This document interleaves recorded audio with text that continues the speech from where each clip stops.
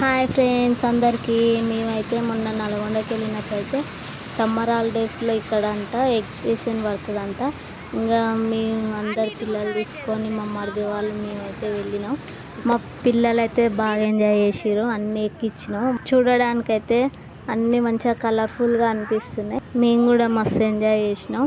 అప్పుడప్పుడు ఇలాంటి ప్లేస్లకు కూడా వెళ్ళాలి, పిల్లలకు కూడా మంచిగా ఎంజాయ్ ఉంటుంది అన్నమాట.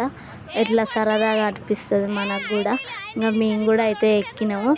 ఇంకా ఒకటైతే ఎక్కినాము, అది బ్రేకింగ్ డ్యాన్స్ అంట.